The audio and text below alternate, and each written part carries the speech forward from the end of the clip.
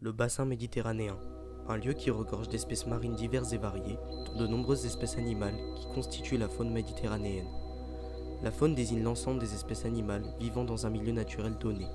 Découvrez celles qui vivent dans le littoral méditerranéen au travers de la blénipilicorne. Documentez-vous sur les espèces invasives qui arrivent en Méditerranée, comme la rascasse volante, et redécouvrez comment apporter votre contribution à la sauvegarde de cette précieuse biodiversité. La blénipilicorne, aussi appelée Parablenus pilicornis, est un petit poisson mesurant entre 8 et 13 cm. Elle possède au-dessus des yeux 4 tentacules oculaires dont la forme est celle d'une fourche. Son unique nageoire, très longue, est composée de 12 rayons épineux et 21 rayons mous. Le poisson est de couleur chaude, dans des tons allant de jaune pâle à l'orangé. Les mâles reproducteurs sont presque noirs. Ses joues sont recouvertes d'un motif en nid d'abeille. Elle vit notamment dans l'ouest de la Méditerranée, là, dans des zones souvent exposées aux courants et aux ressacs. La blénipilicorne se niche dans des anfractuosités des fonds rocheux ou se réfugie dans un milieu coralligène, à des profondeurs qui varient entre 3 et 40 mètres. On sait que la blénipilicorne, espèce invasive et carnivore, est capable de nécrophagie. Les blénies se reproduisent de mai à juillet. Ovipares, les femelles pondent des œufs dans des petites caches, protégées par les mâles. Après la fécondation des œufs, les mâles les surveillent jusqu'à leur éclosion.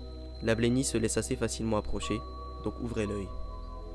En 1869, l'ouverture du canal de Suez, séparant la Méditerranée de la mer Rouge, est à l'origine d'un des problèmes environnementaux majeurs du XXIe siècle, l'introduction d'espèces non indigènes. Son fondateur, Ferdinand de Lesseps, avait-il mesuré les conséquences de ces actes? Parmi ces espèces invasives, la rascasse volante, connue pour ses rayures de couleur vive, ses grands rayons épineux et ses yeux proéminents, a été signalée pour la première fois en Méditerranée en 1991. Poisson-lion, son venin toxique est un danger pour nous, hommes. Une seule piqûre peut être fatale, provoquant douleur, malaise, parfois même la mort. À 55 mètres de profondeur, cette espèce ovipare se place au sommet de la chaîne alimentaire. Impactant la biodiversité par son alimentation, la prolifération du poisson-lion est au cœur des questionnements.